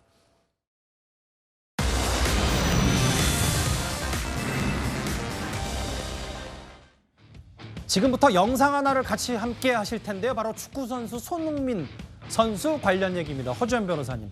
같이 영상을 만나볼 텐데 손흥민 선수 눈시울을 붉힌 사연이 있다면서요? 원래 손 선수가 울보예요. 경기에서 이겨도 울고 져도 오열을 하는데 이번에는 팬을 위한 눈물을 흘린 겁니다. 지금 포옹하고 있는 저 팬이 손 선수 팬인데요. 10년째 암투병을 하고 있다고 합니다. 그런데 손 선수에게 저 딸이 그 사연을 보내가지고 아빠의 사연을 알려줬는데 그걸 읽다가 그냥 눈물을 터뜨리고 말았다고 하는데요. 실제로 토트넘 구단에 저렇게 초청을 해서 정성스러운 답장까지 써서 주면서 강하게 이겨내시라라고 응원을 하기도 했다고 하고요. 친필 사인 유니폼도 주고 했다고 하는데요. 저렇게 너무 좋아하는 모습이죠. 손 선수 실력도 월드 클래스지만 인성도 월드 클래스라는 생각이 들어서 너무 자랑스럽습니다. 알겠습니다. 저희가 좀 10위까지 만나봤습니다. 목요일 뉴스 탑10 준비한 소식은 여기까지입니다. 곧바로 뉴스에이가 이어지니까요. 많은 시청 바랍니다. 여러분 고맙습니다.